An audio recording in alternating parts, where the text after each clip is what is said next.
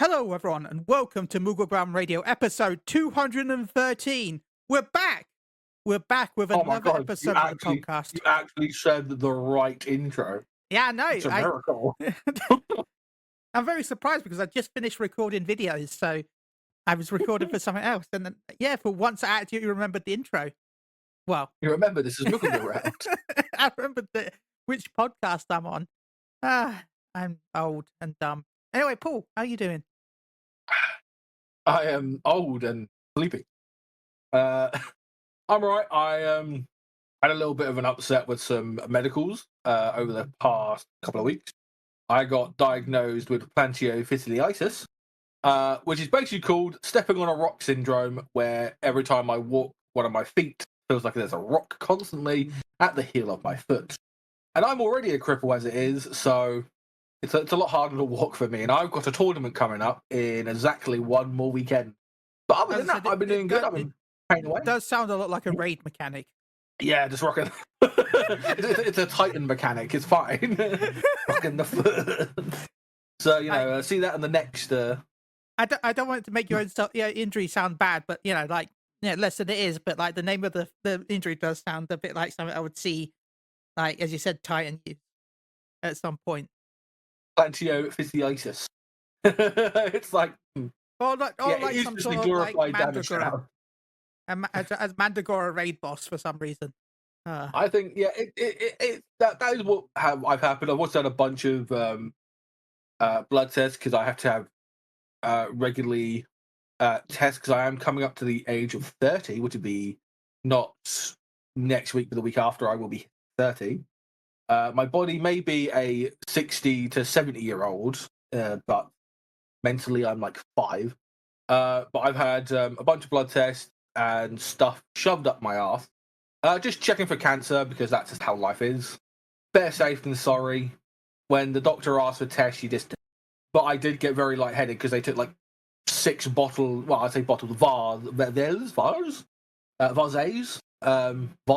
there you go, I got that again, of blood.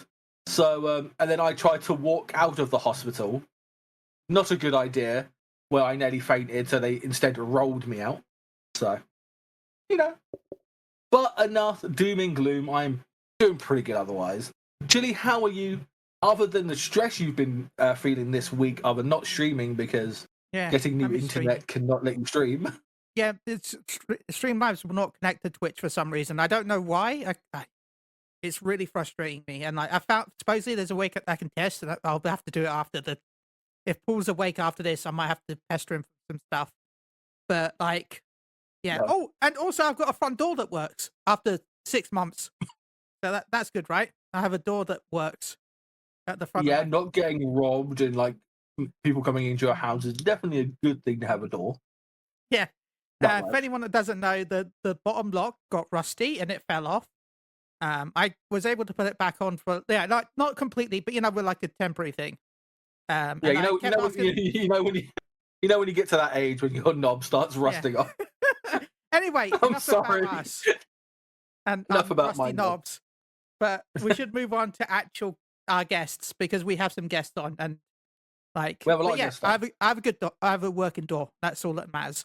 But talking about guests, we have some returning guests, and I think some new. I think they're new. I'm hoping I'm not going crazy, which I probably am. But joining us is Juicy from J Jamin. I nearly said it wrong, even though we're just talking about it just a second ago. No. You said 2 J's. There's only. It's all good. It's just J Jamin. I heard 3 J's there.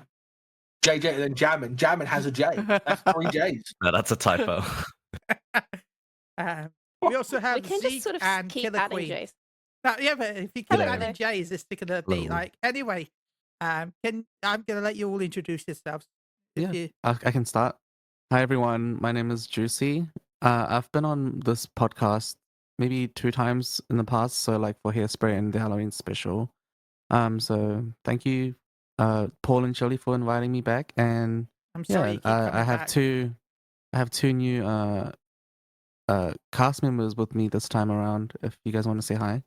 Hi, you go first, Kelly. I'm Keely. Yeah. Hi, I'm Keely. I was supposed to be on the Halloween special episode of this, but then I got COVID, so second time's the charm. Hi, everyone. I bet that's I'm less Zeki. painful than being here. I'm sorry. Sorry, carry on. That's okay. Yeah, I'm Zeki. In game in Final Fantasy, I'm called Boba La Boba. I'm pretty new to everything, so like even like Final Fantasy 14, I haven't been playing for that long consistently. In terms of Jamin, I'm also pretty new here as well. I wasn't even there for like the Halloween special, so but yes, now currently involved in Boulevard Kweh. You ever been on a podcast before? No, first time as well. Okay, Knew we'll everything. someone else's cherry. Let's go. My night is complete. I was about to say losing my podcast virginity, but I guess there's also a moment in that's quite fitting to what happens in Boulevard Kweh. Not going to spoil anything. Christ almighty. No, Well, I'm I'm sorry, sorry, Christ it's is us. not here today. Christ left me long ago. Yeah, look, same. Well, anyway, thank you both for joining us today. Now, we do have some news to cover before we get to the main topics, which is talking about the show that's upcoming, Boulevard Kweh, you called it. I keep wanting to call it Kweh, but anyway, I can hear some feedback from someone. I think it's me. Sorry. Sorry. Okay. Sorry about that, anyone they're listening to the podcast. Anyway, we've got the furniture and design contest. Now, I've never actually applied for any of these, but yeah, the end. By the time this podcast goes live, it's probably already ended. I'm not going to lie, which will be the 18th. So yeah, if you want to have I think it's the 18th, 19th in Australia. Well, basically the 18th still it's 1 a.m. So if you want to have a chance to enter, you can. Has anyone ever applied for any of these furniture and design contests? I actually have. Yeah, I submitted one. Oh, really? Yeah. I submitted an idea, hoping to get it implemented for an event, an upcoming event. I'm not sure if it's going to be done in time, but yeah, it's a. Should I just say what it is? What I submitted? Yeah, Because just you say probably it. won't. Yeah. So I submitted a disco ball chandelier. Nice. Yeah, for the like disco venue stuff. I thought it'd be cool to have a chandelier that has like spinny lights and that they actually have a disco ball in the game in Yomor in the that theater area. Oh yeah. Oh, yeah. Yeah, and yeah, so they have it in game. They just got to give it to us, really. Wait, theatre. Oh, strip joint. Yeah, strip joint. Ah, yes. I mean, they also have Lalafell size furniture, and they will never give it its stats either. So You got your pink chair. You're fine. Remember the uproar of that? Oh no, the pink chair. That chair, the pink chair drama of '98. I don't know if anyone remembers that drama. That drama was incredible. The high chair. Lalafell high chair? Yeah, I remember that. That was fun. As a Lalafell, it was frustrating just to see everyone complain about it. Like, I didn't care. Like, it was more frustrating seeing everyone bring it up constantly than it was the actual item itself for me. I mean, disco ball could be fun because obviously with the with dancing green obviously, having sort of a raid tier kind of dedicated to the art and wrestling or entertainment. There we go, entertainment. I think we should have got like more dancing because we've also got like the floor from the rabbits to offer it. Yeah. So not us having a disco ball is kind of really unheard of. Not having a disco ball, where this game is sort of only upbringing currently is the nightlife and RP events that a lot of DJs. Well, I turned into a rock one the other day. It was great. They had some classics from my childhood. I was like, oh, this is great. But yeah, when it comes to designing furniture, not a very good drawer. At least old furniture. Get me to design a dress or an outfit. Fucking 10 out of 10. I'll give you. That was my only good GSE I had. Like, I built a dress with a matching poncho. It was great. I loved it. Like a nice summer dress with a poncho. I was the only guy in textiles, but you know how it is. And just saying, all those boys were right, but calling me gay. that's how I turned out. I'm really bad today. I'm so sorry. My jokes have been very subpar today. I'm on 4 hours sleep. I've done a lot today. I've done a lot of walking and a lot of socializing. So I'm sorry ahead of time. But I think there's been some nice furnitures actually. I've actually saw. I think there was like a really cool chair. I think we had someone on that actually had made the chair, and we've had them on before on the podcast. Possibly not the pink chair, but like a chair that actually got picked to be in game. We had someone on about that. Can't remember who it was. I am sorry that I have forgotten. But yeah. Is it actually common that they release like a lot of these furnishing design contests, or is this like one of the first ones? They have released quite a lot. Oh, okay. I would call it them being sloppy and not having the people to make actual furniture and getting outsourced people doing it for free. That's immediately what I thought when I first saw it come up. I'm like, oh, they're just getting people to do the work for them. It's like, oh, we'll put it in now. They have been doing this for a long time. It takes a pretty long time for the furniture to get in game, though. So I think Juice is being a bit ambitious, hoping with his disco ball dreams. Yeah. I mean, And yeah. also, even if you don't get picked right now, they often add the furniture or weapons and stuff like that later on anyway. So even if you don't get picked to win the contest, there's a huge chance that if it goes through, if it appears on the website, there's a chance that it's going to still get added in the future. Not guaranteed, of course, but there's still a chance. Let's just say Juicy's disco ball has more chance getting in game than most hats for Vieiras and Hrothgar's. How often do you think, do you think every furnishing design contest, at least one person has to submit like a design for a toilet, right? Yeah. I still have the idea that we should get a Marlboro toilet that has a tentacle for the flusher, and then you have an action where you press it, and then it like bad breath spews out of the toilet. That is horrifying. Great. I love it. Like you flush it, and then like an animation of like smoke comes out the toilet, which is. I'm sure there's someone in the audience listening right now that's going to be immediately drafting that the moment you said that.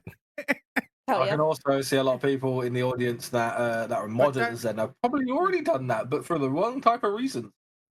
Yeah, those versions probably have a little bit more tentacles than the ones I've described. I mean, me being a half Viera, half Kraken, I do believe in tentacles are not sex toys; they are friends. So please, do not use your tentacles as sex. Moving on. I mean, consenting adults and all, right? Yeah, as long as it's consent between the tentacle and the person. But I don't think we're going to move on. I don't think we're going to move on. What about the tentacle? What about the tentacle being the bidet? Like, it just instead of shooting something at you, it's like it like actively like moves itself up and down. Oh god! I mean, technically, the Kraken in Final Fantasy XIV does spew out water, so that could be from a tentacle. Could be the bidet. So you're saying we want a Kraken bidet? Yes, that's not me. I don't swing that way. I mean, you're the one who said it. You're the one we who listen, we don't judge. I can tell you this now, chat. I'm not a big arse eater. Just so we know. Yeah, he goes for the small ones. I talk a lot of shit. I don't eat it. And that is the terms of me. Enough shit comes out of my mouth. I don't want it going down it. Right, so carrying on with the news. Talking about some more shit that's coming out. We've got the Final Fantasy XIV mobile trailer. Yes. The trailer showed some different locations. The graphics look pretty good. Now, they showed off some... I wouldn't say... I don't know how far the mobile game is going to go, so I don't know if... They showed the end of A Realm Reborn. I don't know if it's going to include all the expansions or if it's just A Realm Reborn in the mobile version. But I swear there's more buttons in this mobile version than there is the actual game when it comes to attacks. Especially, I feel like this has got more actions than PvP does. No offense to PvP. There seems to be, I think there's 5? No, there's 6, right? There's 2.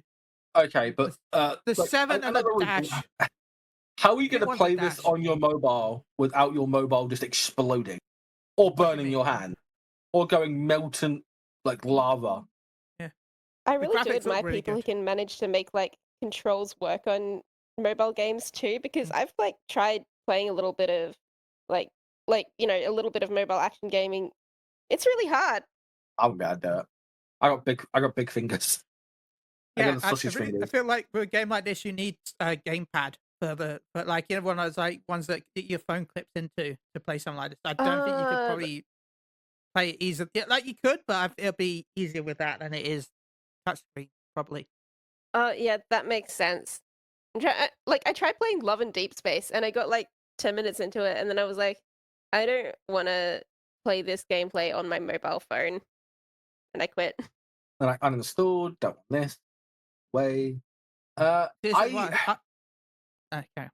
I'm interested to see when they're going to bring raids into this mobile, like when the game actually comes out and there's going to be raids. I can't wait to see if anyone does like, oh my god, it's world first Final Fantasy 14 mobile. Ultimate world first race. I'm just thinking, like, I wonder, like, if the focus for like the mobile. Again, I don't know too much about it. I've only looked at a few things about it, but like, if it's going to more so focus on like kind of like delivering MSQ kind of content rather than like even like the more MMO parts of it or the hardcore content. Be interested to see. I know the trailer shows off Costa del Sol, some areas leveling up, and they also show Ultima Weapon, but they also show they also show the Pegasus mount, which is later on, right? I think the 2-seater. Which one? Oh, the 2-seater mount. So yeah, Pegasus 2-seater mount. I think it's a Pegasus 2-seater. Right, analyze and her art. Oh yeah. Yeah. I thought that was the parade for doing mentor roulette. Is it? No, that's bigger than this. This is not the raid. This is not the mentor roulette one. Okay. I don't think anyway. But anyway, Fantasy 14 Mobile, we have no details apart from this trailer. We have no release date. We don't know if it's even ever coming out to Europe or Japan or like America. Like we don't know any details that I know about. But it's cool to look at. Like I'd love to see what this would run like on my phone. So and there's also a button for music. So yeah, it'd be interesting to see. It'll be also interesting to see if there's any quality of life features that they include in this mobile version, and then eventually port over to the retail live service. The actual normal game. Be interesting to see if there's any quality of life stuff to go over from mobile to the main game. Just don't be the lack of buttons, because we already have lost all our action. Like healers have 2 buttons right now anyway. So please, I don't want less than that. We don't need less buttons. I mean, glare and occasionally dire. And I guess healing sometimes, maybe, if we feel like it. No, I definitely feel like it, being from a raid point of view, where people die in like one hit and get fucking tank busted AOE for no goddamn reason. I think not. Do we not have 2 buttons? I may be a glare mage. Oh yes, yeah, but then they say, because he's a scholar, he would say, "Don't worry, the fairy's got this." And the fairy does fuck all healing. Your regen does 5k at level 100. That's insane. Does anyone actually think that potentially, like the mobile game might actually get the contest like the actual main game, and then therefore also take some of the attention away from the main game from Square Enix to the mobile? I would say it's possible, because there's a lot more mobile devices than there are anything else. And remember, there'll also be people that are emulating it unofficially on PC as well, probably, along with the mobile devices. So I could potentially see that happening if it does well, if it succeeded. Plus, as it's a mobile game, there's a huge chance. We all know what mobile games have, right? We can all say it once. Gotcha. 3, 2, 1. Gotcha mechanics. So yay! But in hindsight, in most cool like Asian places, gamble. Don't they already have a gambling Final Fantasy game? Which one? They've all closed down. Oh, are they? They all closed down. Okay, never mind. I don't know. But... time for a new gacha game. Get on it. Get on that, please. Yeah, but mobile. Yeah, in China and Asia in general, it is huge. Like there are a lot of mobile games, like PUBG Mobile. Fucking, it's so big. These League of Legends, I say knockoffs. Even though League of Legends is technically a knockoff of Dota, but we're not getting into semantics here. The general MOBA game on phones. It's big over there. Even fighting games are on phones. Fucking gacha game. Everyone loves gacha games. Gacha game. Yeah. Guess, does anything you want to add to this before we move on? Yeah, I think it's interesting because like a lot of people these days, like everyone has a phone, right? Not everyone has like a console or a PC that's capable of running Final Fantasy, but everyone does have a phone. So it is interesting to see what kind of demographic shift this is going to lead to. I'm sorry, did I just walk into BlizzCon for a second there? I was about to say Diablo. Oh no. I've heard this before. Look, we can't talk about Blizzard too much because Blizzard are currently doing things that we want them to do with Final Fantasy, with housing. I haven't watched the video, but all I know is the fact that they don't have like a 90-day warning that or they lose their house. They just have a house that they don't have to fight for like we do. They just have a house. Or get death threats over. Yeah. When you win the house. I got a death threat because the guy was on the toilet when I won my house. Yeah, weak brows, bro. Skill issue. Get fucked. It's like, I was being sat here all day. I'm going to go poop and you stole my house. I'm like, good for you. Okay, good. And then we'll move on to the last topic of news, which is Make It Rain is coming back. Make It Rain is a good way to get MGP. I would recommend, if that you haven't done it, do the Chocobo racing. Chocobo racing is probably one of the best ways to get the MGP, in my opinion. Especially if you haven't done the special missions, because the special missions also get the bonus MGP, if I'm rightly. So if you're ranking up your Chocobo, make sure you do those. Also, can we get more? I just want to say that because I can get more maps in Chocobo racing. But yes, Make It Rain comes back, and we get a new trading card, and we get the new YouTuber emote. So yeah, we got the overreact emote. So we all can be reaction channels. Most of the Final Fantasy forums, the overreact emote. We can all be YouTubers now. Yes. Well, thoughts on the Make It Rain? Do you need MGP still? I always need MGP. Same. Same. I still don't have the 4 million MGP mount yet, so this will be a good time to work on that. Yeah, I don't have that, and I don't have the 2 million one, but I also don't know if I have the energy to actually hang out in the gold saucer for the duration of the event. We'll find out. Wait, so with this event, how much actually? Because I haven't seen it before. What kind? How much MGP are we talking when you say for the Chocobo racing, for example? Well, you get 50% extra MGP, so you get. It depends on. The thing is, though, it depends. My Chocobo is maxed out, so I get the highest bonus rank. But if you can do the missions, I think it's one of the final missions is 140k MGP. Ooh. If you, it's a bit of a grind, though. It is a grind for that, though. That is a really big grind. But even before that, it's still 5k, 10k. There's still a decent amount of MGP with each mission up to then. But it is a massive grind. If you're starting now, you're probably not going to be able to get it done during this event. But if you can maybe start setting it up for a future one, because this event does come back. Every year during the event, that's when you do your Chocobo racing and slowly grind it, and then you stop immediately when the event is over, and then you start the Chocobo grind again. And in 10 years, you'll have your Chocobo at max level. This is gaming. It's the Chocobo racing season. Well, just don't be like me and I got mine to perfect stats because I spent so long in it. Trust me, I've got I have a retainer, right? Because when you reach a max level in your Chocobo, you can then retire it, and then you have to breed it, and then that child then has a chance to have better stats than the adults by inheriting both the male and female stats, so it can then have a better stat range. I have a retainer. I have a retainer dedicated to all the previous Chocobos, so that they've got a heritage line of all the previous parents. Chille, I want you to do one thing. Can you do a an ancestry of your Chocobo? I probably could. But yeah, I've got a heritage line of all the parents and children of each Chocobo in my retainer. This one was Thunder Flash, son of Flitter and Fast. What current one's something like Beautiful Speed or something like that. Oh, Beautiful Speed. So, now with Gold Saucer, obviously you have pre-picked names. You can't like write anything you want. I like my Chocobo that I have no idea how I've made that, and I forgot who it was even based for. Anyway, we should move on to the main topic of the show, which is the interview about the upcoming show. Thanks to everyone that stayed by for the news.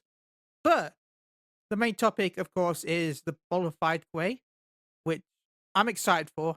So, first off, first thing is first, can you tell us what inspired you to get into making content like this with Pharmacy 14?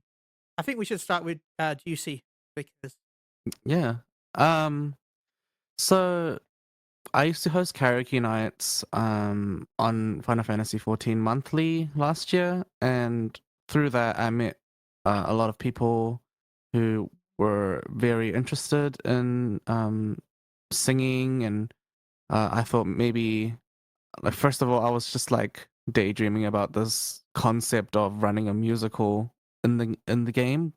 But then as I was thinking about it, I was like, we have housing, we have glamour, we have emotes. So like, I feel like it's possible to pull off something like this in game. So then I started asking people, I started making a sign up form.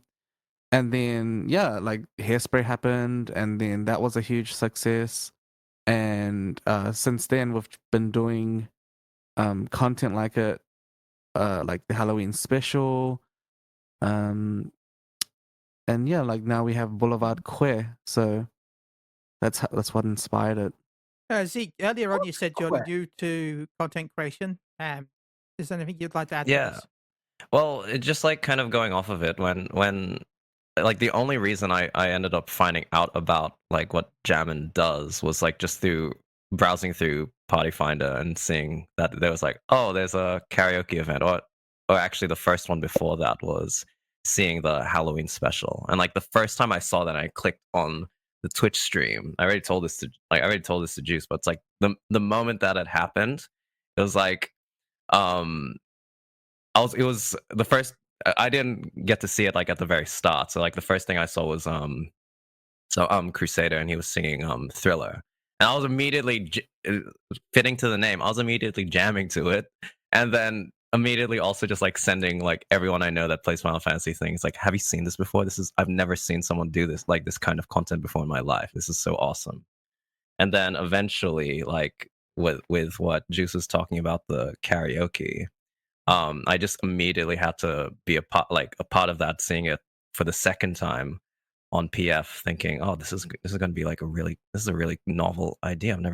Something I've never seen like in any kind of game before. And finally, Chille? Yeah. So I saw Juice's ad for some reason, like I'm on a bunch of like Discords and stuff, and like but for some reason I'm pretty sure I saw like the ad for Hairspray Final Fantasy on Facebook of all places, like in the ANZ group. I'm pretty sure that's actually how I found it. But like I was there and I was like, you know what, I'm gonna try and like I've been trying to sort of do more stuff with my life, sort of trying to get out of my comfort zone a bit. I'll sign up, what's the harm? And then I joined, and like everyone else turned out to be incredibly talented. So I was there like, oh, holy shit, I may have gotten good enough more than I can chew. But yeah, it's been a lot of fun.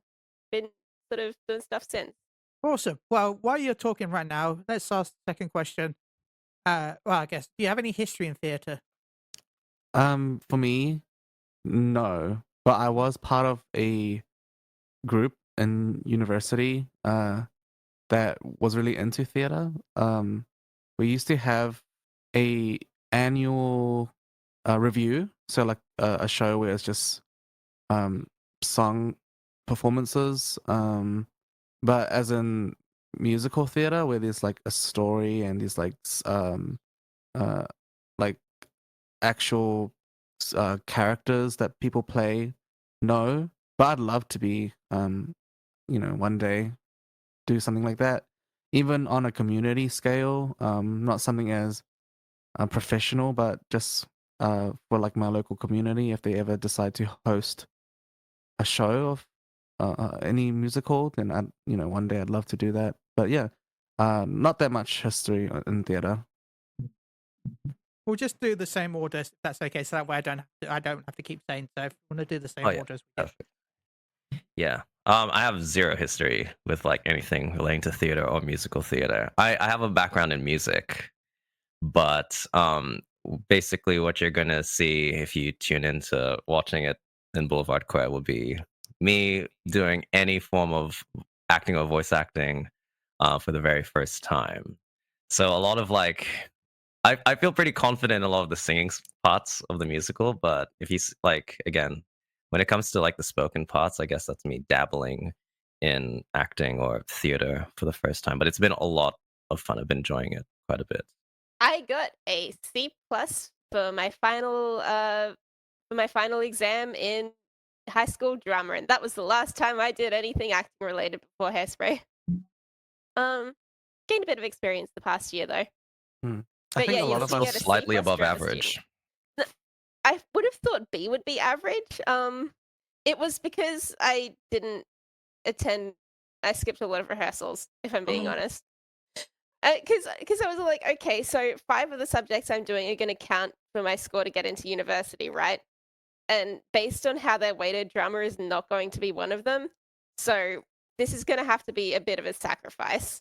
Apologies to my drama teacher, but I needed to do well at maths, and I was not doing well at maths. Also, I was lazy. Also, I think something that I've learned from this experience is, although a lot of us joined for the singing aspect of the show, I think a lot of us really enjoy the voice acting and like the acting part as well. And that kind of also what inspired other events in Jamin, like the JJ Airlines. Yeah. By the way, I had so much fun with that the JJ, the airline.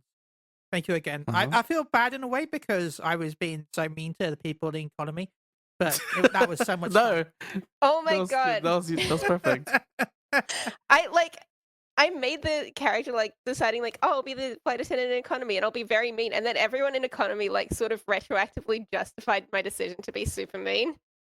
It's kind of like, I was planning on being a villain here, but I actually feel like everything I'm doing is justified now. Oh no, I wasn't in economy. I paid to be in first class, but me and one of the first class people were just talking down the economy people the entire time. Like when someone ran up because when the place it was filled with smoke. My character was like, one of those poor people must be vaping.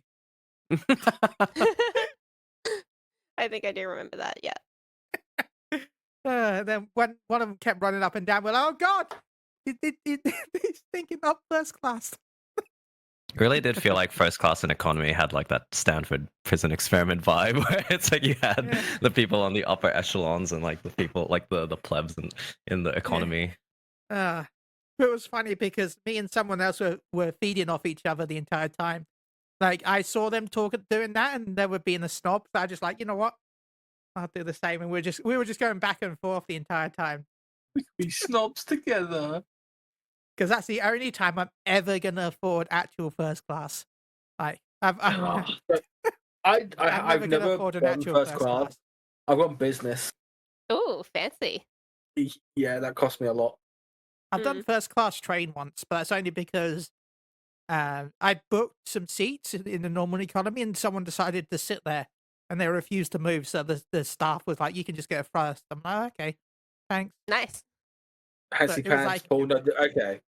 Not fancy pants, Paul. It was like a 15-minute trip, so I'm like, so this is okay, I guess. So I went business class when I first went to Japan. I went business class. Yeah, to be fair, I've been like 4 times now. One day. I've always wanted to 2 of them weren't good, but it was like, it cost me a lot, but I was working at the time, so it was like, and I wasn't a cripple at the time either. I was I was a healthy 20-year-old. You know, I was an engineer, man. I was big. You know, I was also a bouncer at one point in my life. You know, I was prime Paul. It was expensive, and I lost a lot of money. Yeah. If I went, I would have probably gambled it all on Dragon Ball cards. I'm not gonna lie. If anyone that doesn't know, Japan has a set of Dragon Ball cards that for some reason Namco and Toei will not allow anyone to sell outside Japan. And yeah, I'd want that. For some reason, if you're a store that gets them in, and if you do export them out of the country, Namco instantly puts you on a blacklist. So yeah, it's insane. Anyway, we should move on to the next topic. Sorry, carry on. Oh no, I was going to say I haven't been over to Japan in over a decade, and yet I mysteriously found like 700 yen in my house when I was cleaning it recently. I do that with like I found like $1, and I've never been to America, so I don't know how well I got $1 from. But if I find euros, I've got American money, I've got British money, I've got I've oh my god! yen. Please say that again, please. British. I was doing that on purpose to be mean. The great British pound is too good for you. That's British pounds. What the fuck was that? This is turning Russian. What the fuck? Okay, I'm gonna stop. British pound from blood. In England, we pound. People are doing that everywhere, baby. We all found it. So going into the next question. What was the decision making when deciding this show? Though I think you have heard of it before. It does have some questionable topics for current day and age, from what I've been hearing from people. So when I organize events, I like to pick things based on my own personality and what I genuinely like, my tastes really.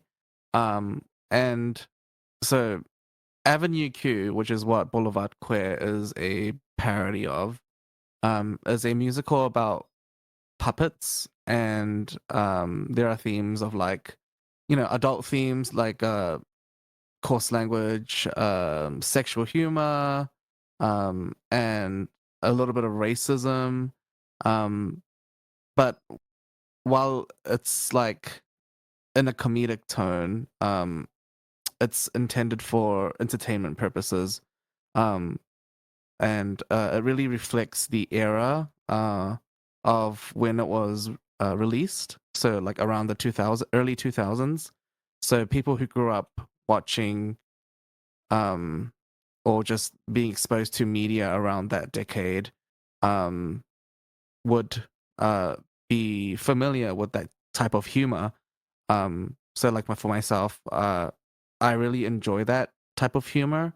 Of course, some things didn't age well, and especially in this day and age, people are a lot more sensitive to these types of topics. And the reason why we chose this musical because one, we enjoy it. It's fun to be a part of, and the characters really stand out. The music's really enjoyable, but also it's also just really, really funny. And we aren't so because we even though we're part of this production, the topics don't reflect our personal beliefs or values. So we're just trying. Our intention is to like present a faithful yet transformative homage to the source material, while also, not being ignorant or insensitive to what the obvious topics are that are present in the musical, like racism and porn, basically. Actually, just to throw it back to you as well, Juice, because like with that choosing Avenue Q, or in this case like Boulevard Kweh, the musical, what were like the other options that you were considering, and then like eventually landing on Boulevard Kweh, but like, what were the other ones before that? Before Boulevard, or before Avenue Q, it was Grease, and the Rocky Classic. Horror Picture Show. Yes, please. Classic. So That all would be about sex fun. anyway. So all I had still really sexual innuendo and racism. So okay, so you've just gone from a whole circle. I like it. I like it. There is a theme. I've always wanted to see Rocky Horror. I've always wanted to see it. I've never seen it. I've always wanted to see it. I know most of the songs by heart. But I've never actually seen the movie. It's one of the things where I know I could watch it online, but I kind of want to see it in person with friends more than I do like just watching it online. From what I've heard, it's a better experience as a theater thing than it is like just sat at home watching it. The energy of the stuff. So yeah. I think as well. I think like one thing. Oh yeah, go on. No, I'm gonna say, Paul. One day we're gonna have to go see Rocky Horror. Yeah, I like That's musicals. okay. Please.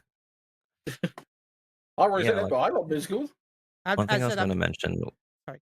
That's okay. One thing I was just going to mention, like when it came to like the questionable topics, I guess, because again, made in 2003. To the sensitivities of today, I guess, like some of the jokes still carry on themselves pretty well, and then some of them kind of fall pretty flat. But I think like one thing that we've done pretty well in terms of like, again, like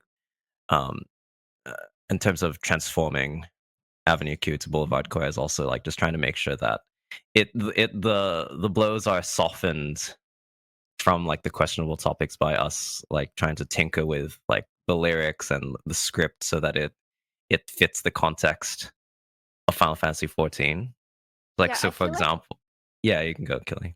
Oh, I was going to say, I feel like putting it in the context of Final Fantasy 14 already kind of inherently like neuters it a lot, because it's like, you know, you're singing a song about racism, but in a Final Fantasy context where it's like, yeah, everyone stereotypes these characters that you create yourself, that like there's no real world history behind Final Fantasy 14 races. It sort of highlights, I guess, how people will just sort of create stereotypes out of literally anything, which I think it's also really funny in that it's sort of entirely meaningless. So what you're saying which I is think is funny for a show that was trying to 10. sincerely engage with these ideas. So what you're saying, this was written by Waka from Final Fantasy 10. True. The hater hates all dead people. I will never forget that. Major spoilers for Fantasy 10, but I still remember like when I'm not going to say all the details, but basically what happens is a place that one of the the teammates, the hometown blows up, and then she's like really sad, and then he just turns around to her and goes, "Look, it's like Happy Festival fireworks," while her town explodes because of missiles. Really? So Wow. Yeah. It's being blown up, and he's like, "Yeah, look, Happy Festival fireworks." Oh my god. Actually, thinking about like what Kelly was saying about like real world like equivalents of like races to like that are perhaps mentioned in like one of the popular songs in Avenue Q to Boulevard Kweh.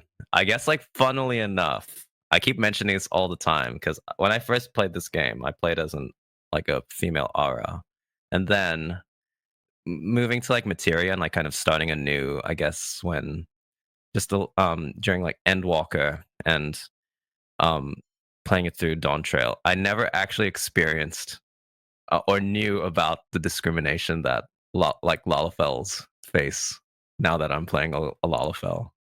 And I actually feel it because now I play as Lalafell, and I ended up switching to like a male here for Boulevard Kweh, and I feel like there's actually a difference to the way people treat me because of if I'm a Lalafell, if I'm a here.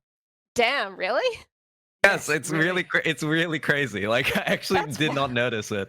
If you meet someone, you're either going to get head patted because you're cute, or you're going to get insulted. There's never just a normal reaction to you. It's either one or the other.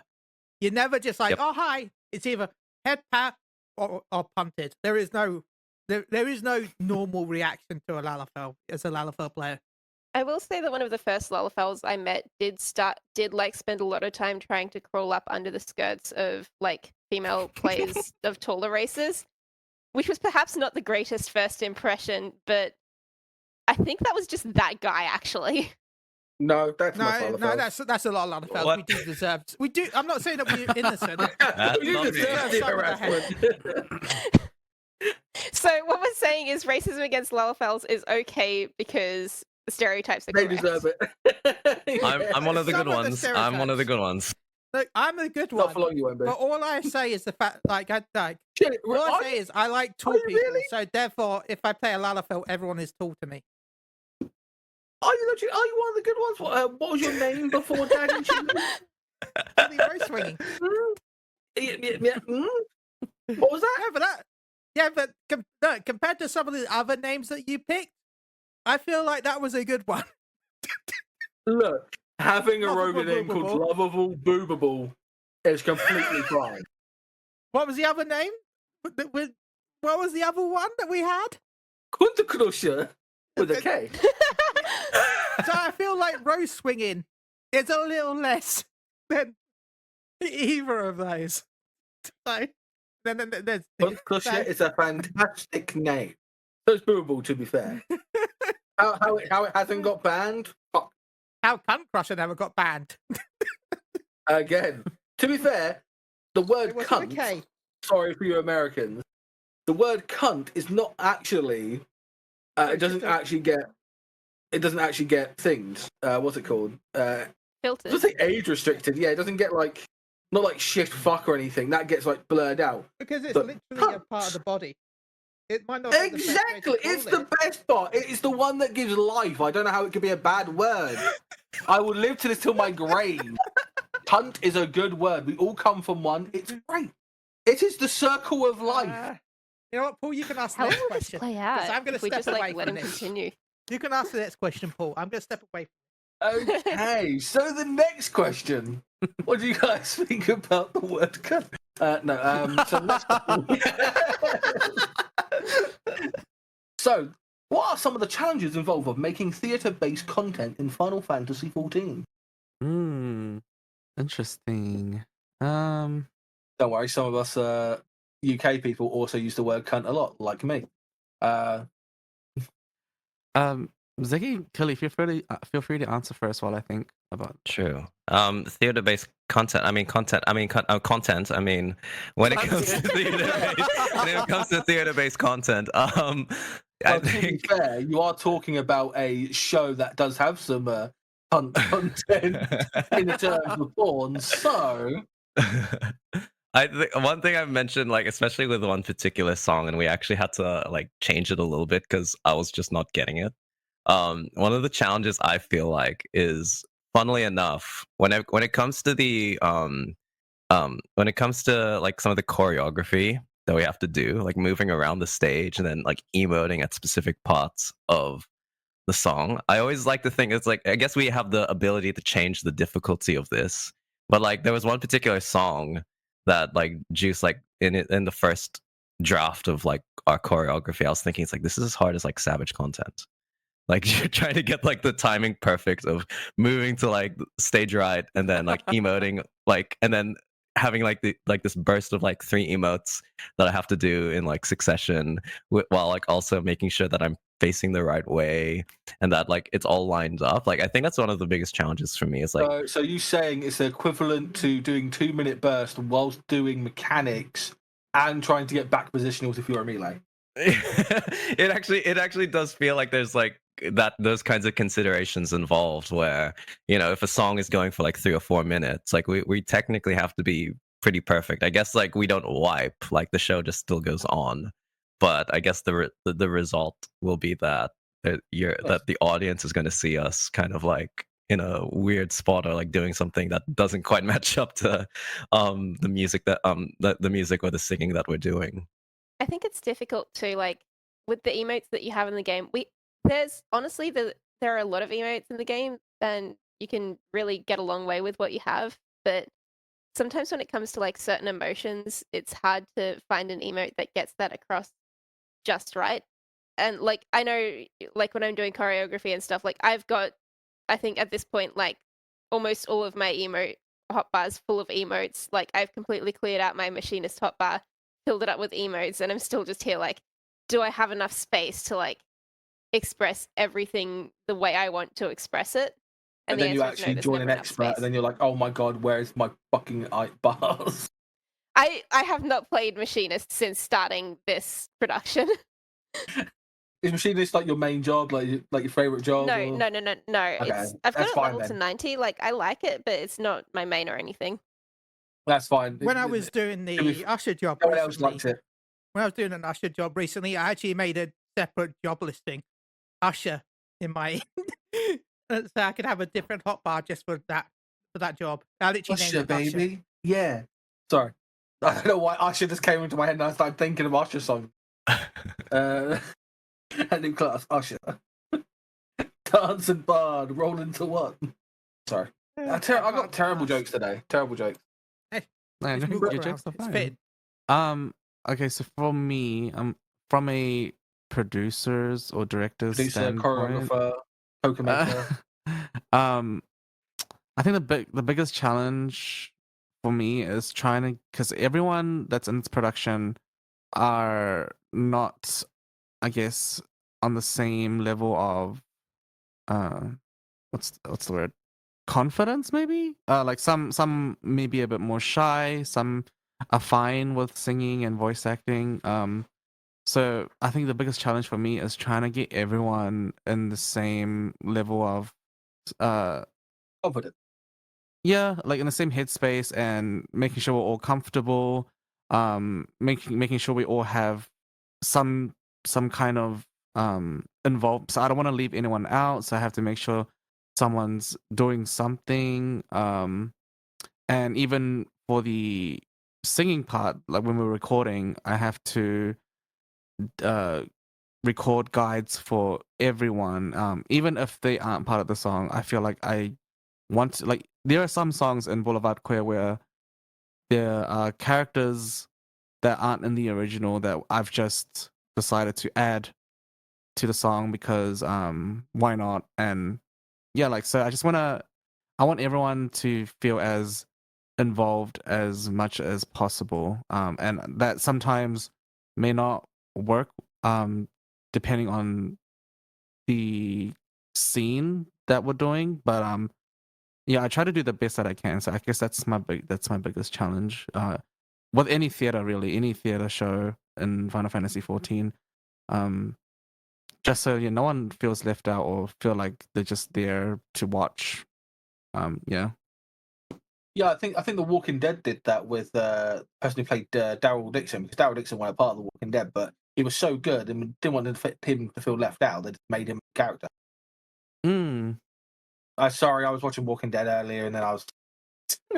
Yeah, he became like one of the fan favorites, the best characters, and then now has a spin-off that has 3 seasons that I completely forgot about. And I was like, oh shit, okay, that's good. He's also great. He's in like the new movie. He's in a lot of movies. I love him. He's great. Great guy. He loves working with games. Well. Also reminds me of if anyone ever played Hellblade. No, not familiar. No. They had a actor for like promoting like the game, right? Motion capture. Yeah. And they're like, oh, then she started talking, and they're like, oh, your voice is really good, and they're like, we'll make you the voice actor. And she's like, I have no experience in voice acting. They're like, it's okay, we'll still have you. And then everyone really enjoyed her experience. So yeah, she had no history in voice acting at all, yet she suddenly became the voice actor, and like, so. But GC, I also I do like they just want everyone to be involved because it is an experience all of its own. It helps people get confidence, as Killer said earlier about like confidence boost, stepping out the comfort zone, and like if that was me, just being a part of it, small or big, whatever part I played, you still basically was with that person saying, hey, no, you will do something. I will find you something. I'll make you something to make you feel a part, to make you a better person, make you open up more into the community of theatre. Because that's what Warhammer has done for me. Because I was a quiet, anxiety-ridden British bloke. I think over the stream for the podcast, a lot of people have seen that I've changed. I'm a lot more talkative. I'm a lot more stupid, jokes, kind of just being myself. But Warhammer did that to me where I went out, I played, I met new people. It opened me up. That's what I think you're trying to do with, obviously, a theatre group. You're trying to get people that want to get into theatre and singing in front of people and just be like, just don't have the confidence to do it. I love singing. I may sound like a dead rat dying from a drug overdose or poison. But I love singing. I love musicals, Sound of Music, Cats. You know, I love the fucking Men in Tights, Robin Hood and the Men in Tights. Oh my god, we're men in tights, tights. Yeah, it's great. I love that shit. I sat here watching the Sound of Music and I know every song out of it because that's a classic, classic Sound of Music. And seeing that, I think that's just a real good part of the thing because Final Fantasy is meant to be the social element of an MMO. Yeah. So yeah, I really, I'm not That's a man true, of culture. I am not a weeb, even though I do like a lot of animes. I wish I ended was up a man of culture. Sorry. I ended up thinking I didn't because when I first played this game, I would never stick to it for more than 1 or 2 months anytime an expansion came out because I was playing in I was playing on the Mana DC, so a lot of the time anything social was blocked by the fact that everyone around me is only Japanese players or JP players. And then moving to Materia, that's when I finally stuck because I recognized, oh, the reason why I love this game or appreciate this game and keep coming back is because I was yearning for the social aspect. And so even with the karaoke, it's funny how you mentioned kind of opening yourself up again, opening yourself up from Warhammer. It's a similar thing happened with Final Fantasy 14 where singing for me, it's I'm pretty confident in my singing and it was not something I necessarily didn't have when I first came into this community, but more so it ended up reinvigorating it for me. It made me really kind of enjoy and constantly want to improve my singing over the past nearly a year now. Oh, a little less than a year now. So I understand what you mean by having these kinds of communities, I guess getting you out of your shell. Yeah, you have those communities that kind of quite literally push you through that brick wall that is your mind, which is great. Yeah. Everyone needs a community like that. Everyone. Yeah. So I do have a question that is not on. So I'm going to take you all out of your comfort zone if you've read these things. So obviously, it was actually touching on what Killer said, the whole the emotes. Now, obviously, picking the right race for emotes is a big thing because you have, say, Vieira, who their emotes are deadpan and just fuck. They have more. I have more energy, and I'm a cripple, and they have barely any. So obviously, does that play a big role into deciding what races you have for certain parts of, say, the show? Can I start this one? Yeah, sure. Yeah, when it comes to because I'm normally playing a male Lalafell. So when we were first doing our rehearsals back in early February, that was what I was working with. I was working with the Lalafell emotes. And then I was thinking, oh damn, it's I really do not want to switch to here until the very, very last minute. But then I thought to myself, if I'm going to switch to here, they're going to have a completely different subset of emotes or I guess emotions that I want to show on the stage. So then I would say it actually plays it actually played a huge role when I was practicing as a Lalafell, and then when I switched to here, I was having to completely use some pretty different emotes to what I was using because they did not express themselves similarly to each other. I know some people are Fanta addicts, but if you're used to playing your character as a certain race, I experienced this last year with Hairspray having to switch to Aura, it's a little bit of an identity crisis. It does feel really weird if you're used to looking a certain way and having to suddenly switch away from that. It really does make a huge difference. Yeah, I always say I have body dysmorphia every time I'm playing as Princeton. Yeah, I can't play as anything. Yeah. I can't play as anything but Lalafell because it feels weird being so tall. Like the viewpoint is so strange. By the way, talking about changing races, by the way, Final Fantasy 11 just announced the fact that they're finally adding a race change to Final Fantasy 11 after all these years. Ooh. Oh wow. That's good for Final Fantasy 11. Anywho, Final Fantasy 14. Sorry, that sounds like something with history. He talks about it so much. I've never played the game. I'm so confused. Sorry. I'm just going to say one last thing about it. I do feel bad for any Tarus because basically in 11, unlike 14, stats for each race matter. So I do worry that anyone that plays a tank that enjoyed being a tank for years are now going to get so much harassment because they'll want to change. Because you couldn't change before. Now now people probably force like, you better change. You're like, no. Now, we Anyway, used to have game. We used to have that in the game where stats did matter of the race you picked. And yes, for a long time I was a Fantasia addict. I probably spent more money on Fantasias a week than I actually did sub. So no. 14 had stat things, but nowhere near as bad as 11 does. Like, obviously not very bad. Like, I'm not Rogadin, which is basically the equivalent of the Galka in 11, right? If you had a max level Rogadin Paladin in 11 actually got raised. Unlike 14, you actually have raised, right? The max level Rogadin without gear didn't actually have enough mana to cast raise. Oh wow. Because your MP base was so low, it was underneath the cap that was needed to cast the ability. So you could have the ability, you could have it on your hotbar, but unless you equip gear to have high enough MP, you couldn't use it anyway. Because you only had, I think it was 145 MP, and raise was 150. So you couldn't cast raise even if you wanted to. See, that's discrimination by the developers. Right? Well, but I mean, we're seeing discrimination like rest of the developers nowadays with Vieira and Rosgar not getting fucking hats. The helmets, the hats. Are you fucking kidding me, Square Enix? It's been when did we even come out? I can't remember when I came. Well, actually, I do remember when I came out. It was a lovely year of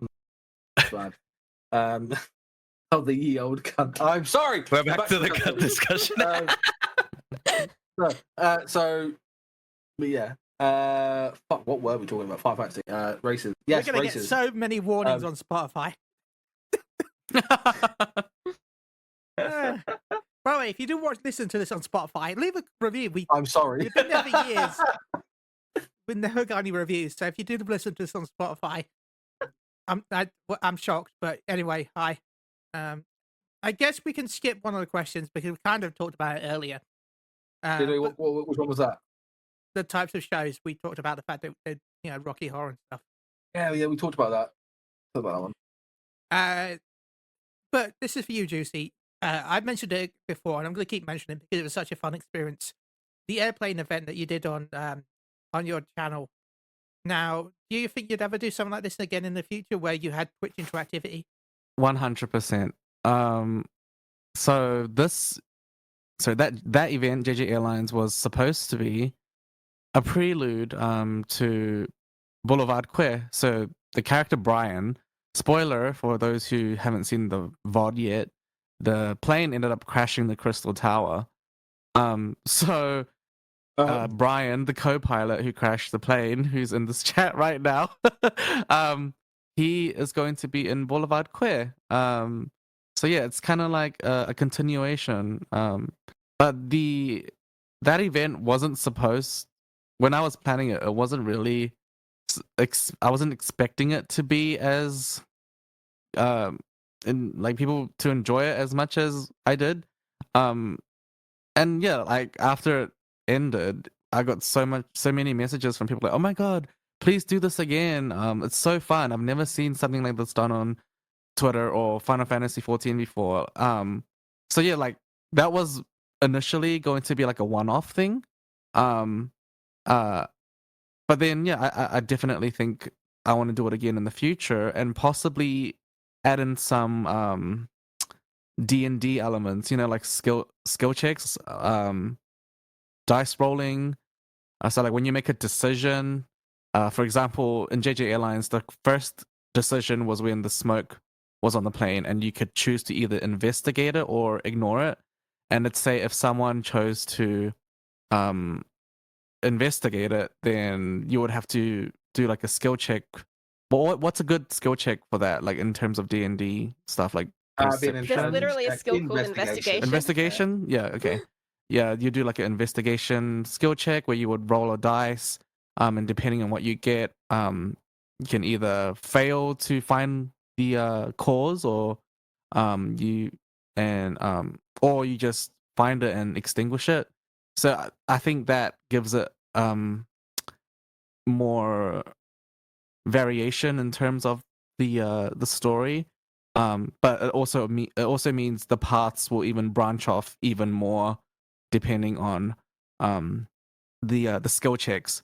But I think maybe an idea that I have for that is, so that it doesn't get too complicated, is to, instead of creating even more different endings, is to have the same like 3 possible endings but with different little variations. Like, for example, this is just coming off the top of my head, the good ending, when everyone lands the plane, maybe during the trip, some of the skill checks for some of the events didn't land well, so someone died. So instead of all passengers landing safely, maybe like 2 or 5 passengers died from like food poisoning or something.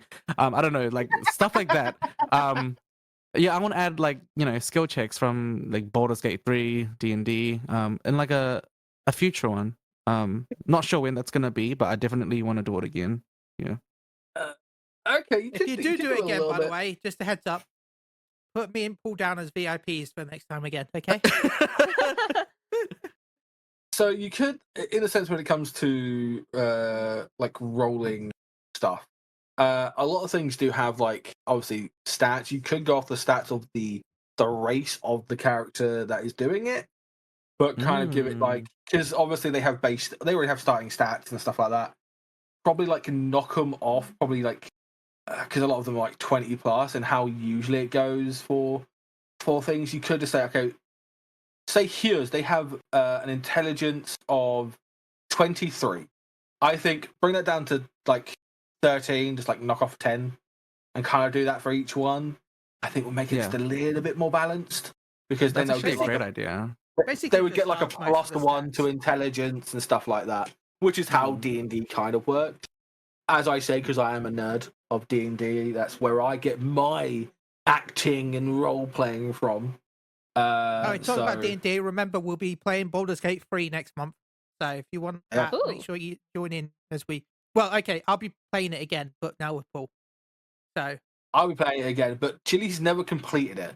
Yeah, I have completed it. So I completed with some friends. That took 2 years to complete because we only did it every Monday. So we get to play it, and it should be absolutely entertaining. I am trying to see if I can get an overlay that game's made. already been out for more than 2 years is... Yeah. Hang on. Existential crisis time. Yeah, that shocked me. 2 years. I was doing some cleaning up, and I still remember, for a laugh, when I made this time my playthrough originally, I decided for a laugh that my character was going to be a lord, right, in the game. So I actually bought an actual lordship in real life with an actual title, and my character actually has land in real life because I decided to buy it for a laugh. That's Nice. cool. So yeah, there is a mansion. I waste money. There is a mansion in Scotland with a little bit of land under the name Riboflavian, the Sun Monk. The fact that they accepted the names Riboflavian is Oh, that's a Scottish landing. I don't think they give a shit. Yeah. You can do whatever with those. Scotland is like money, to be fair. It wasn't, but it was like 35 quid. It wasn't like I spent a ton, but I wanted to do it. Yeah, and people say I waste money and spend a lot of money, like over £200 for Hammer. But they say I'm crazy. So yeah, Lord Riboflavian's the real thing. So Lord Riboflavian. Anyway, moving on from D&D stuff. Do you feel like Square Enix gives enough tools for things like this? And if you could add anything to the game to help out with stuff, what would you do? The first thing I want to add into the game is a way to have multiple cameras or multiple POVs. So if you've seen JJ Airlines or any production in the past, like the Valentine Ball, there are like different point of views that I would switch between, and I'm able to do that quickly by using dark arts. But yeah, I wish. Yeah, that's one thing that I wish Square Enix could offer us as like a tool for content creation.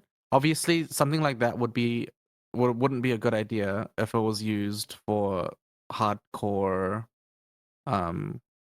savage content, because kind of like cheating in a way. But yeah, that's what I would add.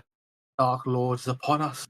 Another thing that I think would also probably be, well, probably not to the same extent because of how timing works in content, but I think it'd be nice if you could set macros to a fraction. Like, you can set the delay on macro actions to like intervals of 1 second. So like 1 second, 2 seconds, like 5 seconds, 10 seconds. I don't know what the upper limit is, but like I've tried to macro for Boulevard Kweh a lot of my songs, especially when I thought I was going to be seeing them live. Like, I didn't want to be constantly clicking through emotes. And the timing on most of them is okay, but it'd be really nice if I could get it down to a fraction of a second, get that really accurate emote I think that work. might be a limit to the server ticket sale. There is Probably, yeah. There's no way this would happen, but there is a maximum wait time allowed is 60 seconds. Oh, interesting. And yes, I did Google that. I Google all my shit. I'm not that smart. Look, I'm just happy that macros aren't how we play the game. I'm not going to talk any more than that because Fucking excuse me. How dare you bring my WoW career into this? My 11 career, okay. People hate Black Mage in 14 now. They should play 11, where every spell you had to switch staffs for every spell. Why do you have to switch staffs for every spell? Because the fire staff would give damage buff to fire, but wouldn't half the damage of ice spells. So if you had the fire staff for the fire spell, the ice staff for the ice spell, the water staff for the water spell, the thunder staff for the thunder spell, and then basically you would just use your highest. I think like fire was kind of your highest damage, but how 11 worked was the fact that if two weapon skills went off, let's just say a fire and a water weapon skill. So let's just say a samurai did 2 weapon skills. That would then cause a skill chain that if you did a water spell during that skill chain, you would get increased damage. So of course you'd have to switch to your water staff. And of course, you don't get MP over time like you do in 14. You have to sit down to get MP in 11. So of course you had to switch to your dark staff to get MP because that gave MP restoration up. So what you're saying is that instead of a pocket full of sunshine, I had a pocket full of staff. Yeah. On average, I think Black Mage would be carrying about 5 staffs at any given time. That is really fun to imagine, like how that would look. Just imagine someone like whipping out a bunch of different like unwieldy staves. It'd be bad if they weren't labels. Like, fuck, which one's this one? Oh shit, no, that's the water one. No, I need the lightning one. No, that's the fire one. I need to label these things. They had standing there patiently, like, are you done yet? They had a big gem on them, Paul. So you went off by that. What happens if you were colourblind? Fuck, which one's this one? Well, I don't know. Oh, that's fire. Oh shit, I thought it was water. And then healers only had 2 staffs, which is the light staff and the dark staff. That's all you had to really bring as a healer, because the light staff would increase healing potency. So also make sure you brought a load of cookies. Like, I think an average. I do that now. I think an My average cookies are alive. pie. I think an average burn pie, you would go through maybe 300 cookies. That sounds like a light Saturday. That sounds like a light Saturday for me. Yeah. Well, Speaking the of cookies cookies, only lasted apparently for a minute. Right. Sorry. Cookies only last for about a minute and a half each time you ate one, and they gave you MP restoration. So you would have to, like, every time you had to rest for mana, you'd eat another cookie and then sit down. Unless you were so every 1 minute. Snack break. No. Okay, back to fire. That's why some people would bring the Santa hat. Like, I wish 14 did stuff like this. I know I'm probably the only person in the world that wishes this, but like in 11, you got the normal like event outfits. Like you'd get your basic like the Santa outfit in 14. Yeah, yes. With a big bushy beard. Sorry. Then you could do the quest again, and then you get the high Mm. quality version of the same outfit. It'd be the same design, but you'd get the high quality version. But that high quality version would have a perk that the normal version didn't. So, for example, we were talking about Christmas. Like the Santa chest piece would give you milk, and if you use the head piece, it would give you cookies. Now, where's the milk coming from? The chest piece. Yeah, the chest piece. Yeah, the chest. But where else would it come from? So yeah, you could generate milk and cookies, like with the I didn't know Santa could lactate. A lot of things you don't know about Santa. Yeah, These are new Santa laws coming in from Final Fantasy 11. I thought you said Santa Lord for a second there. Yeah, Santa Lord Santa, the raid boss. I thought like the actual thing with Santa was like that, like the kids like leave the milk for Santa when he comes around, not the other way around.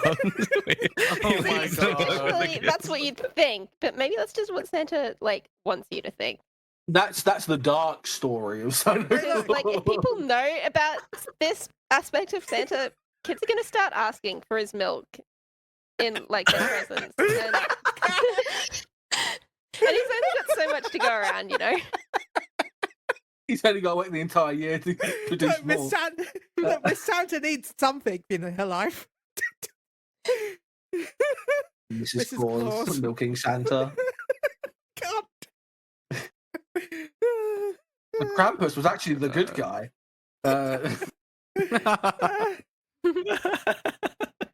Krampus tried to stop Santa in his dark ways. Okay, right. Carrying on. What's the next question? Or did we not finish that question? I don't think we finished that right. I think Zeke. Oh yeah. Did anyone else have anything to add to what was Square Enix would like them to add to make? This is yeah, this is something that like I guess is not necessarily relating to like creating like musicals in game, but more so just like relating to singing.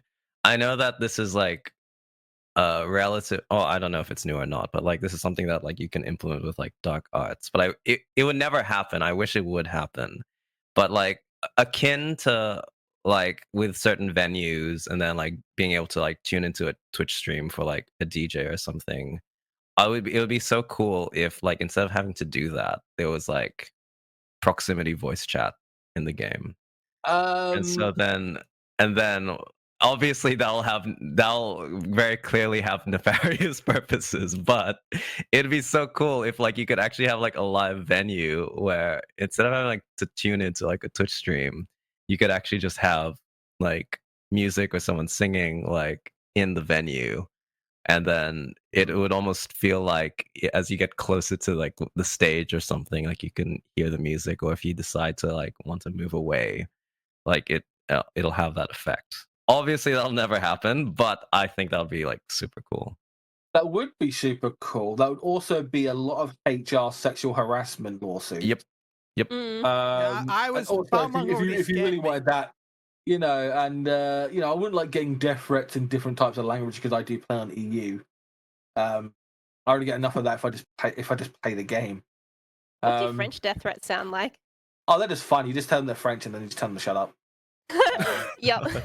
It's pretty much simple. And then they're like, yeah, okay. Very easy to surrender. I'm allowed to say that I live close to France, quite literally. Takes me an hour on a boat. You live within shanking distance of France. Yeah, like they would do that. They'll take one look at me and be like, Famous I've last been to France. I've been to France. It's quite nice. Chille's been to France and he hated it. He said he smelled like shit. I've been there twice, and both times I've been sick. So I did think about going there last month. I was thinking about flying over to try the new Dragon Ball burger, but I didn't in the end. But I will say, our country sucks so much that it's cheaper to go to a different country than it is for me to travel in my own country. I'd love to go to a country. I'm not joking. A flight to France, if I wanted to, I could get, like, if I go out really, on cheapest possible one, where I'm not bringing any, like, anything with me.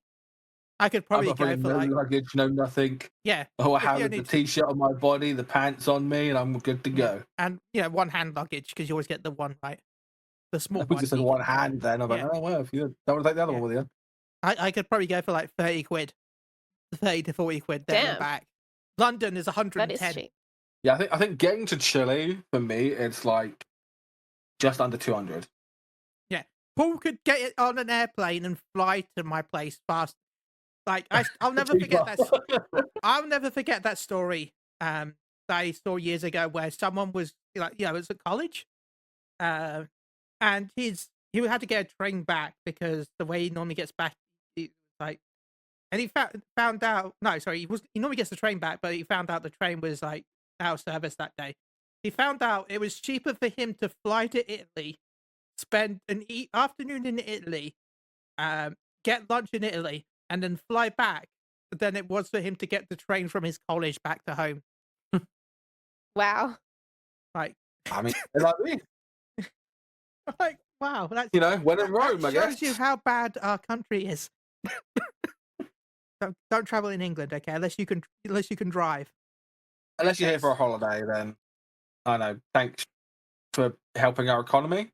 I went on holiday in like 2019. It was fun. I'm sorry. Thank you for your contribution to our dying. No worries. Well, let's stay on. I spent most of it on Pims. Okay. Right. So, any advice for people who may want to get involved with events like this? Involved, like being part of it or starting it, or like. Well, either one, starting or both. Yeah, both, okay. Both work, really. I guess for people who want to start something like this, I think just I know some people might be a bit hesitant to start something like this because of how should I say this? I could just say like, hey, just get Shia LaBeouf out here and just go do it. Just do it. Don't let your dreams be memes. I think some people might be a bit hesitant to do something like this because of copyright. That's a huge thing. I think as long as you're not monetizing your content, as long as you're not enabling VODs, enabling clips, then it should be okay. It should be okay. For those that want to start something like this, it's a bit of a gray area. I've got some. So the first time I wanted to do this, I actually reached out to get a license, and what they told me was that they don't have a license for this kind of production that's held within a game. So I mean, it's unusual, and so but also they also want to protect their some, depending on what play or what musical you decide to do, some of them will be a bit more protective of their Assets. Yep. So some, even if you don't have a license and you're just doing it for free, like a non-profit production, some of them might still be a bit like iffy about it. So if you want, just reach out to certain houses and ask. Otherwise, what you can do is just disable VODs, and so just to minimize any potential legal troubles. And in terms of I guess finding cast members to get involved, ask your communities, and Party Finder, Discord, Facebook. Kelly saw that on Facebook. I have to emphasize here, I don't use Facebook regularly. Like, I'm on there for the family group chat. And yet I still somehow saw that ad on Facebook before I saw it anywhere else, which is insane. Yeah. Is it bad that I am literally the same when it came to Warhammer events, and now the only reason I go on Facebook is to find and to know of Warhammer tournaments. So that's the only reason I use Facebook. Oh, and just to also continue, also making it into transforming it and transforming the original in a way that it becomes a parody will also help out with that. in that regard. And then for those that want to get involved with signing up to something like this or being involved, yeah, if you can see it if you don't see it on Party Finder, I think maybe on YouTube would be a cool way to find other communities that do the same thing. For example, I know on NA, is that is it EU Chile, the Firebird Theater? NA EU? You're in there, the aren't theater's you? NA. Oh, NA, yeah. So you'll find out about them, Firebird Theater. You'll find out about like Namafel, Blue Miko, Cirque, is it? SIRKUE. There's a bunch of like theater troops around and different data centers. Just search on YouTube, I guess, if you don't see them on Party Finder or on Discord. Also, just grab your friend and say, "Hey, we're doing this, can?" and then just go. Zicky? But yeah, I did have fun with Firebird Theater. I was it was my first ever one of my I've done role playing a little bit before, but not I think it was with you, GC, where I did an event, right? I can't remember. Huh? I did an event with someone a while back. I can't remember who it was, but no, it was someone else. I think I was part of an event. But yeah. Anyway, moving on. Sorry. Yeah, I guess I don't really have much to say about this one because I'm not really much of a creator more than like a participator of it. But seeing that that's kind of what this question's about, I would just say I could speak for like Jamin. Like if anyone wants to like get themselves involved in like what we do, just reach out because I think honestly it's like I'll speak for ourselves. I think we're pretty chill. I think we're like, I don't think like there's no real judgments in terms of like, oh, can you sing? Can you act? Like we're all of different abilities and we all come from like different places when it comes to that. But if you're just like genuinely interested in like any events that Jamin does, just like, yeah, easily reach out and like to anyone. And like, we're more than happy to like, get people involved in some way, I would say. Life is short, so you should just do what you want. Like, yeah. Like, don't overthink things. Don't be like, oh, I don't know if I should like try this thing out. I don't know if I'm good enough. Or I don't know if blah blah blah. Like, no, do it. Just do things. Just do it. Charlotte Buff will come for you. Yeah, don't be a cunt. No, you can be a cunt, but don't be a pussy. No, you gotta come out the cunt and stop being a pussy. You gotta be born. You gotta come out the cunt and be born. Be you. Yeah. But yeah, no, seriously. Just like if you're considering doing something, just like reach out to people and like ask, you know. The worst thing they can say is no. That's what most people said to me in my past relationship. All they can say is no. The worst to stay. No, this has turned into relationship advice. I mean, like, this sort of thing is kind of about relationships, right? Like, it's about the relationships you form with, like, your community. You know, you can't do things like this on your own. So, yeah, I guess it is relationship advice. Yeah, because, like, again, and it is, like, a way in which, like, you can, like, actually make friends, you know? It's, like, it's such a cool way to be able to, you know, rather than, like, being part of a community that might just, like, be focused on, like, hardcore content and actually being part of, like, the social side of Final Fantasy 14, it's like you can really like get yourself to know people who are like-minded with like anything to do with like singing or acting, and like again something I never would have thought would have been like types of relationships or friendships like I would have made through this game.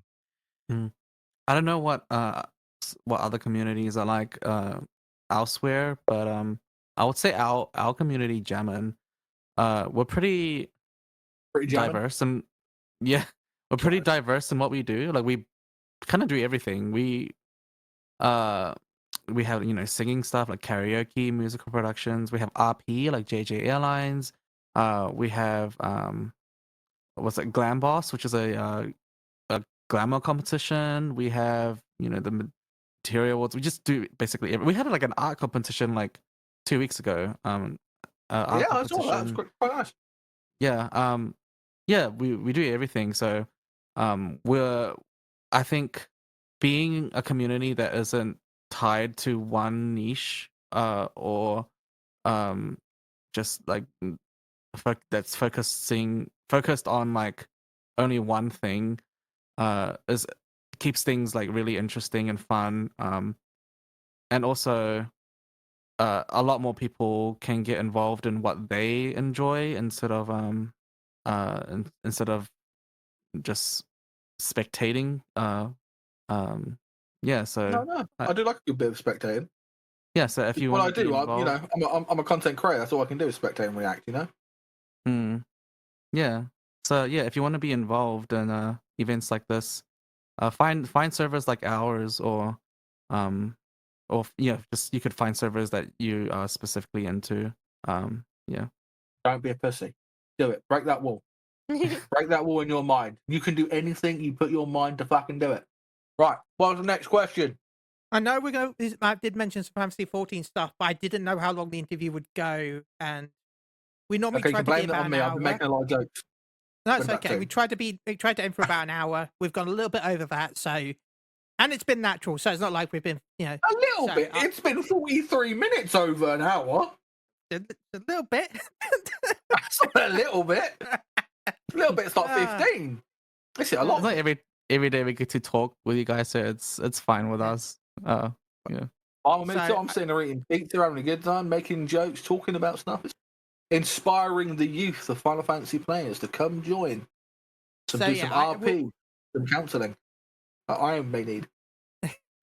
I think a lot of us need counselling. I'm not going to lie. I mean, we all play Final Fantasy 14. We've got some counselling probably needed. Daddy issues, mummy issues. I mean, my character's literally called Daddy Chille. Exploration, you reach a sort of stage of meditative enlightenment where you no longer have mental health issues, and that is definitely something that sounds true coming from someone who has been doing a lot of cosmic exploration. Like, if you see someone wild-eyed after doing that many hours of cosmic exploration, you know they can be trusted. See, I haven't done much of it because I can't be trusted. I don't know, Kelly. No, trust me. Look, trust me. I've done many, many hours of cosmic exploration, and I have achieved enlightenment. I actually will not be reincarnating. See, I haven't done much cosmic exploration. I haven't done much cosmic exploration, but that's because I both love and hate myself. Like, I like it, but I'm still kind of sad that there's no new Saint tile for me to try and kill myself for. Like, I'm kind of sad that there's no grind for that. I know there's the star thing, but like, it doesn't really do it. It's not a title like I got with my Saint of the Firmament after wanting to pass out after fishing for 40-something hours in a row. Like I don't have anything like that for me to want to go and do that. So, that was prime Moogle around right there. What? Me? By the way, that reminds me, before it gets deleted, I think I've got a day or so, I need to download those clips of my chair breaking and your chair breaking, because everyone loved those clips. For anyone that doesn't know, I didn't, because I got a concussion from it. I mean, you got. But was it like you were going to do your first ever 24-hour stream? 24-hour stream, 2 hours in, chair breaks. This is my birthday, head injury, off to the hospital. And then for me, luckily it wasn't as bad for me, but we were doing the podcast, and like 10 minutes into the podcast, my chair just collapsed. Oh no. What? We're like, so that's some of our best clips. Best lore. No, best lore is, remember, we made up a fictional character because someone tried to break in during the podcast. Oh, yeah, Brenda and Brenda's boyfriend. Yeah, Brenda. Yeah, that's right. Yeah, if anyone that doesn't know, I used to record in a different room, the main room, and my front door is right next to where I was recording. And during the show, someone was trying to break in, and we're just like trying to like ignore it while they're like smack it on the front door, asking for Brenda. We're just shouting, "Where's Brenda? Are you in, Brenda?"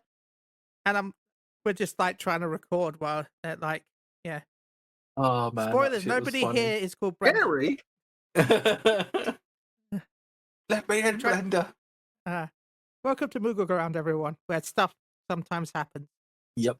Scary stuff, funny stuff, interesting stuff. Some stuff you may be confused and want to ask questions about. But yes. As we wrap up this episode, can you tell people where they can find the show and what times and all that stuff? And where can they find you as well? And any personal thing, not personal, but anything, do stuff, shout stuff out, do, yeah. So you can join the Jamin community on Discord, which is discord.gg/J Jamin. So there's 2 J's in there. And there's also our website, jjamin.com. There is my Twitch, which is just Juicy XIV. It's the same for Twitter, Blue Sky, and on YouTube, we're also there, Jamin XIV. And for the show, it will be... So there's 2 shows. One on the 31st of May at 8 p.m. AEST. And the second one will be June the 1st at 7 p.m. AEST. Yeah. If you want to convert that to your time. Whatever time you want to do, because we're not going to do that. That is for you, the viewer, to find out what that is. Mainly because otherwise we'd have to have another hour of the podcast where I go through every time zone. Every time zone. Yeah, well, it's at this time on this date, then this time on this date, but at the exact same time as this thing. Welcome to Moogle, where I am a speaking clock. Thank you. And now the weather with Paul. It's fucking hot. Carry on. Sorry. Anyone else? Carry on. Sorry. Zeke. There's nowhere else to really find me. I've recently started like a YouTube channel, not really for any other purpose than just to collate different singing covers that I've done with people that I've met through Final Fantasy. But that's called the La Boba Lounge, where I just released. You want to put that on Twitch? What's that, sorry? Yeah, I'll probably do that. Yeah, and then when it comes to that, like that's probably like the only thing I'll have to share. What about for you, Killy? Find me at the Sophia Limsa Aetheryte Plaza. But no, yeah, I don't really have much of a like presence as my own entity. Look, I'm a Lalafell. We only get to latch onto other people's things. I'm a Lalafell. We only get to sit in the bench at Limsa. Remember, Lalafells have that bench in the corner of Limsa that we have for some reason on most though. I don't know if it's the same on Australian. No. Not even on EU, Chile. We don't have a bench in EU. That's where the cool kids go. I feel like that bench has some sort of story on like every server, but it's definitely not the same one for any 2 servers. Yeah, it's not always the same bench on servers, but there's always that Lalafell bench somewhere in Limsa. There's always at least one bench that has a ton of Lalafell, and then there might be one cat girl who is just sat there to look big. Pretty sure all the Sophia Limsa benches have people like doting each other. Yeah, same on EU. Or there's like that one cool crowd for like I'm the populist on the server. Oh my, it's like fucking high school in Limsa. I swear to fucking God. It really is. They got like the emos and like goth like people over there. You got the annoying ass cat boys. You got the big stoners. Fucking Rogan. You got the stoners. You got the Lalafells that sit on a rock. Where does Puppy sit into this? I don't know. Yeah. He's just standing there dancing 24/7. Well, you always gotta have one of those. It's usually like a here as well, and they got like Eggman somewhere that pops around. The random Mario, the random Luigi pops out. You're like, oh, okay, this is interesting. Oh, then you got the fem boys as well. Then you got the fuck boys. It's like terrible. The fuck boys. Yeah, and then you got the random. Sorry, I would say I'm lying, but just the random person kind of, having that ERP session just in front of people. It's fucking weird. Oh yeah, the ERPers. Yep. I fucking hate going to that fucking tree as well. Oh my God, that fucking tree.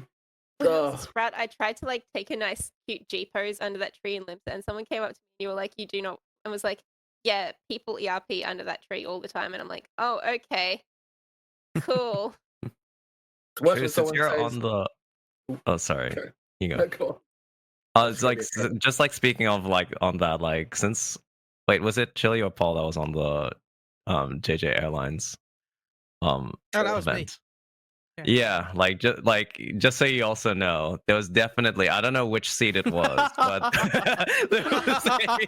I was just like lurking through other servers, and immediately I saw like someone like with a very not safe for work like G pose, dark arts G pose on one of the seats. I think it was in one of the. I think you're safe. It wasn't one of the economy. I think it was one of the first class seats where like there was some definitely Oh yeah. 18 plus kinds of G poses with ERP you know happening I was there. in the first class, right? Oh really? Yeah. It might have been your seat. I think it was after everyone left. I don't think they were doing that during the show. In my seat. It might have been your seat. It might have been. Yeah, it might have been. There was one in from 6 having chance. your butt in it. The 1 in 6 chance. Maybe they're into that. I like that. I like that in chat. It's like, yeah, that sounds like Chille. Chille does like spending his money at maid cafes and I other choice venues. Yeah. He also gets the he also sells out his house for the old the dungeon scenes, if you know what I mean. Yeah. Not gonna lie, I'm not gonna joke, but yeah, I have been to my house. It's called Daddy Chille. I have been back to my house, and there have been people in my basement, like doing stuff, especially on my old house on Primal. Like, I had my house set up like with like a shower upstairs and a bedroom. Not gonna lie, I have had people in my house for some reason in the shower. I'm like, what? What? Who are you? Did they leave you like a message in your message book, like, "Hey, nice place. Enjoyed doing unholy things in the shower"? No. Oh, that's rude. They didn't even leave a message in your message book. No, they don't even I feel like if someone's gonna go to my house to like be shady, they should at least leave me a message afterwards, right?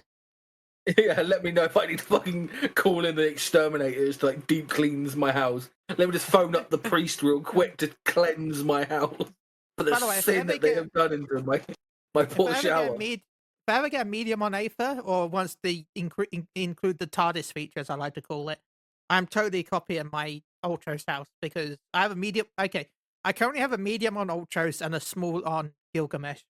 Yes, I have 2 houses because he's taking up all the houses. Crucify him!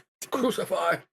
But once they add the TARDIS feature to the housing, as I like to call it, I'm totally gonna copy my medium because I've got like a stage downstairs with like a food court, and then behind the food court is like all the MGP stuff for people to play, so people can be watching a show while the kids are playing with the arcade stuff in the back.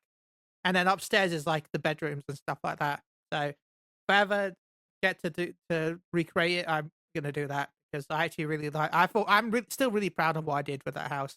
So yeah. Anyway, I miss going around doing housing stuff, like looking at people's houses. Bring those housing tours back, Paul. I should really, but I've been so. I have forgot to resub to fucking Final Fantasy. I knew that was something I forgot to do. I didn't do that at some point. Rip my small house. Probably gone. Is there anything else? Anyone else want to announce anything? Sure. Denounce anything? Chille and Paul, are you guys going to be watching the show live? The second one probably, because I am. Okay. There's going to be a watch party. If you guys want to come over to Materia, there will be a venue set up for everyone to meet up and watch the show together. Yeah, I can post the link in the chat as well. So it's Ravana Imperium, Ward 1, Plot 12. Put our names down on the list. Oh no, everyone can come. Open to everyone, yeah. Well, you say that, but it depends on how many people turn up. True. There is a housing limit. Yeah. So. Right, there we go, Chille. I've put that in our secret room, so then we actually remember. Because fuck, we're bad at remembering things. The only reason why I say the second one because the first one I'm going to York to go see Doctor Who on the 31st. So. Ooh. So. Nice. Anyway. I might be still hungover, but yeah, I should be around. Thank you for joining us again. Thank you, Juicy, for coming back. I don't know why you keep coming back, but thank you for coming back to the show. What do you mean? I love coming back all the time. Oh, you know why? Because we are the only podcast that interviews the up and coming creators. No, I'm sure there are plenty of podcasts out there. Nobody does the theatres. Or at least we can say the best British. Because we are the one and only. Best British Final Fantasy. I think we are still one of the only few British Fantasy 14 podcasts That out there. still means the first, guys. That still means the first. Come on, just someone make another one. You'll be instantly superior to us the moment you make it. If you do it, I shall ruin you and your careers. I know everywhere in England. Anyway, thank you all for joining us. It was lovely chatting with you all. I hope to have you all again in the future, and I look forward to the show and any future projects that you are involved with. Thank you. Thanks for having Thank you us. so much. Again, Thank you. if you need promoting more shows, come our way. We'll get you on like a hotcake. Yeah, we always like having people on that. There's anyone in chat. If anyone in chat is doing events like this and would like to be on the show, please contact us. We'd love to have people on, especially new folk that haven't been on before. So if you do want to be on the show and to talk about future projects or stuff that you're involved with, feel free to contact me at MG_Chille on Twitter, or just Discord message me at Chille on Discord. So I promise you, I do don't message me because I have no clue. So anyway, say it again, Chille. I talked over you. All I'm saying is I promise I do sleep occasionally because people say I don't sleep, but I do sleep. I promise. That's a fucking lie. Don't believe him. He lies a lot. Next week, there's no podcast next week, but next Thursday at 1 a.m. I think now, because remember Biopole, the time's changed. 1 a.m. 1 a.m. BST. We'll be doing a first shoutcasting event for PvP. Me and Paul will be shoutcasting. PvPs. Ooh. Yes. Well, okay, I found out I've done it before, but I looked and it's been 2 years. So I feel like it's been so long that I've forgotten. But yeah, I'll be shoutcasting with Paul for John is Dead for the PvP community event that happens on a Thursday on my break. I can't believe I've forgotten which server it is now. I'm sorry, John, but please don't sacrifice me. Sacrifice the offer. I do know it's on Crystal. Crystal. Yes, I was right. Crystal Dablos. The Wolves Den Pit. It'll be at 5 p.m. PST and 8 p.m. EST. So, and 2 a.m. 1 a.m. BST. Which is not Beastmaster time for anyone that wants to know. BST does not stand for Beastmaster. I wish it when the did. fuck are we going to be getting that, Yoshi P? Fucking hell, come on. I could tell you now, early next year, probably. Yeah, spring next year. There you go. I'm not Yoshi P, by the way, but I'll tell you now, spring next year. But also with that, there are giveaways in that just coming by and getting into the game, coming in and having some PvPing. I won last time when I first joined, and I won a fucking item, and I was sick. This time they're giving away a Magic the Gathering Fantasy 14 Commander deck. Yes, big thing for the Magic the Gathering, because a lot of Final Fantasy absolute nerds. If you're a Final Fantasy nerd, you would want to have one of these decks. They are going like hot takes. You cannot get them freaking anywhere. So please come join. Big night for PvP. It's enjoyable. And obviously me and Chille are there. Yeah. What more can you ask for? So thank you everyone for joining us. Have a lovely rest of your week. If you're listening to this on Spotify, I hope you're having a good day. This should be going up early next week if I didn't get up earlier. Until next time, this has been Moogle Go Round episode 213. I still haven't planned our guest for the next episode, but I will try and get someone sorted out for then. Thank you, everyone. And until remember, next time. May the cunt be with you. May the cunt be with you. May the cunt be with you. Bye. And on that Thank note, you. Bye. Bye. Bye. Bye. Bye. Don't cancel us. Bye.